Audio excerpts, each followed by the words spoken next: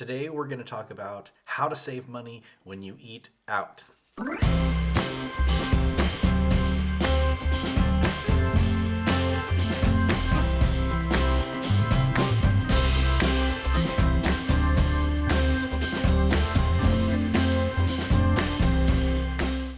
All right, I love eating out. I consider myself a foodie. I love new restaurants. I love new cultures. I love new cuisines.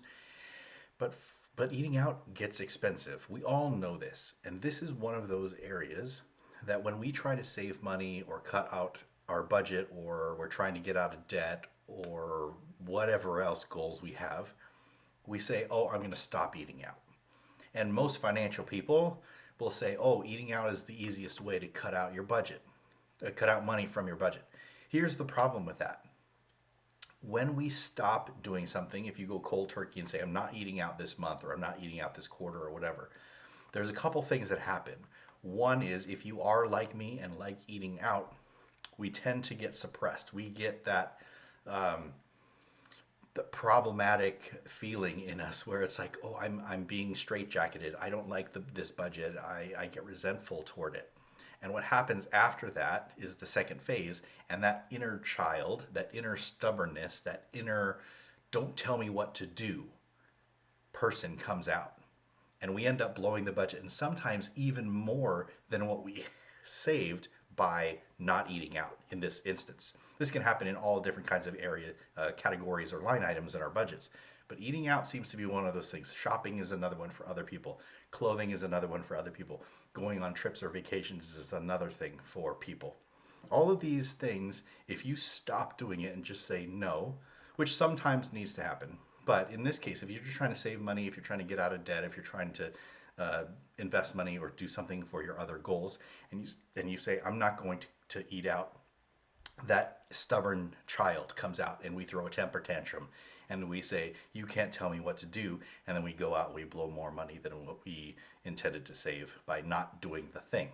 We'll get back to the episode in just a second, but we wanted to give you a gift just for being here today. Thank you so much. We've got a 3-part video workshop absolutely free for you. This workshop is designed to help you get organized with your money so that you can give yourself a 10% raise. When you give yourself a 10% raise, you are going to have more money. And when you have more money, we will show you exactly what to do with that money so that you can get on the path to financial freedom and start living your life, your ideal life today.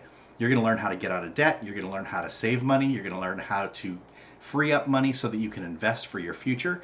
If you're unfulfilled with life, whether it be at work, in your personal life, or with your money, then this is the workshop for you. Visit sentinelcoaching.com/raise. That's sentinelcoaching.com/raise, or click the link in the description.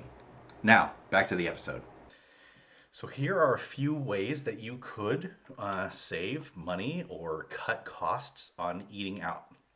First, let's preface this by saying I am a big proponent, as you know, if you're watching this video and you've seen anything that I or we have done in the Ideal Life and Money Academy, we are big proponents of spending money where your values are. Put your money where your values are. Spend money extravagantly on the things that are important to you, but then you cut deeply on the things that are not important to you. So if eating out and being a foodie like myself is important to me, I'm going to spend money on that because it's a value system. The problem we have is that we try to tell ourselves no on all the things that are considered luxuries, and eating out is a luxury, right? We have in the Western world especially. So we end up saying no to the fun things of life, and then we regret our lives and we're not living that ideal life that we talk about all the time. So with that being said, I want you to be able to spend money on the things that are important to you. So in this instance, eating out, if we're going to do that anyway, because it's an important thing, it's a value thing, then I want to spend money there intentionally, but then cut deeply elsewhere so that I can go and spend money over here doing the eating out.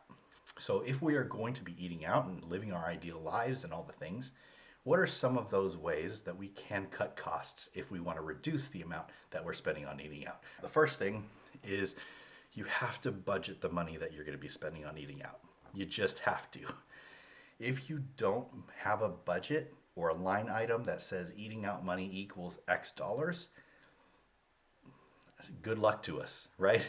It's just not going to happen because We choose something, and in the moment, we don't have the discipline to say, oh, wait, that's too expensive. I'm not going to do that. And then we end up doing it once, doing it twice, doing it 3 times, and then our budget is completely blown because we don't actually have the budget. So the first thing you need to do is actually do the budget. And we've got a whole course on budgeting, so check that out.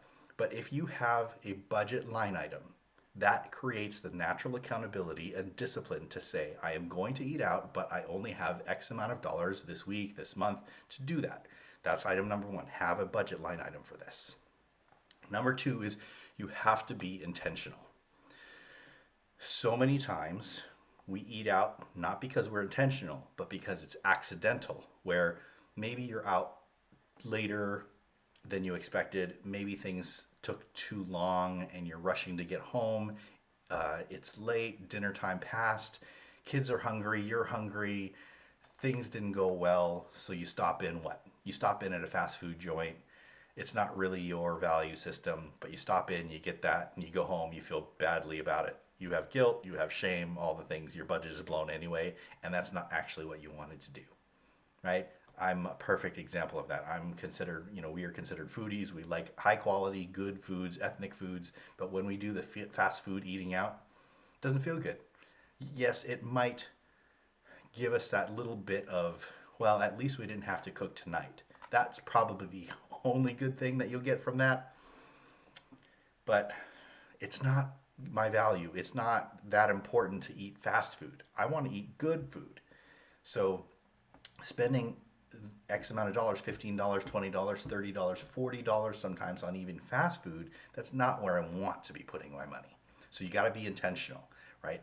If things like this happen where you know that an activity or an excursion or something is going to take a little bit longer, plan for that. Always carry a protein bar or granola bar. Always carry some nuts. Always carry some fruits or something in your bag or in the car, so that when you go out and you're like, gosh, I'm really hungry, we didn't get home in time, I think dinner is going to be later than expected, instead of popping through the fast food restaurant or just stopping by quickly to get something, you grab that protein bar, you grab those nuts, you grab that snack so that it can last you until you can get home to actually cook that particular meal or something along those lines. Another way you can do that is to make your meals, and we have whole other videos on this kind of thing, but pre-plan and pre-make some meals and stick them in the freezer or have them handy so that in case you do have some evenings or daytimes that get out of hand, you don't have to get home, spend the half an hour prepping, spend the half an hour cooking, and then an hour and a half later you're eating. Sometimes it's like, you know what, let's just punt, and we're going to actually grab that thing out of the freezer. It's already pre-made. We defrost it or we cook it, and we have dinner quickly. That's some of the intentionality that we need to do in our homes in order to avoid some of these, well, I don't have anything ready at home, so I'm just going to pop into the joint, fast food, and oh well, right? That's how we blow up our budget. Okay, the next thing we need to do is we need to look for discounted gift cards. Here's a big one, right? One of those things that you can do is to look for places that sell gift cards at a discount, right? I have a whole video on going to Costco. When you go to Costco without a plan, it's a disaster. You can look that one up too. But Costco is one of those places that has discounted gift cards to restaurants, to eating out, and they're not all just fast food places. There are some nice and high quality places you can actually get a discount. So they'll sell you $100 of gift cards to this place for $79.99, for example. So you get 20% off right there, and then you go and use that gift card or those gift cards at that restaurant intentionally, like we talked about. So look for some of those places. There are other places that sell these discounted gift cards. You can actually go online and buy discounted gift cards from other people. Ask around if some of your family and your friends have gift cards that they got for gifts, Christmas, anniversaries, birthdays, and they don't really like those places or they're not going to really use it. Boom, right there. Offer to buy it from them. Buy that gift card and get, you buy a $20 gift card for $15. They're not going to use it anyway. They might give you a $5 discount, whatever. Right? Discounted gift cards. Great deal. Okay, now that we're going to the restaurant, what are some of those ways to actually save money while you're there? Because we all know inflation has gone skyrocketed. Inflation has skyrocketed where you can't just go in and spend $10 or $20 on a meal these days. Now it's going to be more like $20 to $30, and then if you're at a higher quality place, it's more like $30 or $40 sometimes. Again, it all depends on where you're going and all the things. But let's just pretend that you're going to a standard middle road eating out place.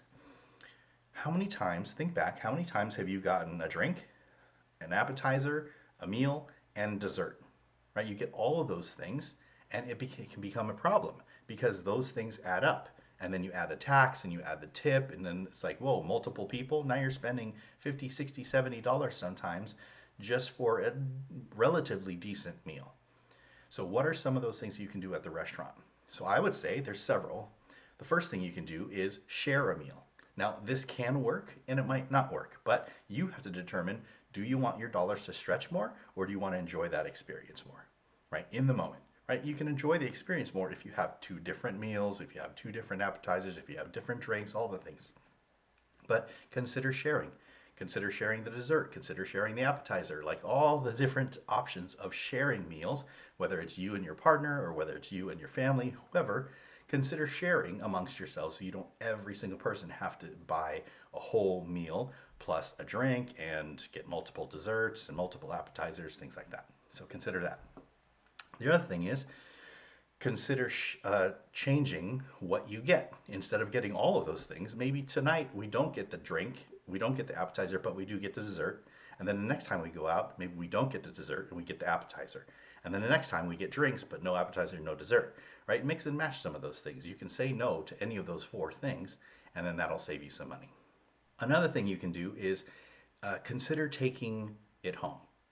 This is one of those things where you can save a lot of time, you can save a lot of money, you can save a lot of headache by taking your meal to go and home. Now, some meals just don't work by taking them home. They get soggy, they get old, right? If it's a 20-minute drive or whatever, it's not really going to work. But if you live close to that particular restaurant, consider going, not all the time, because there is something to sitting down at the restaurant, having a good conversation, being around other people that are enjoying the food, having it fresh, all that. That's not what I'm talking about. I'm talking about truly if you just wanted to save money and it's a middle of the road place,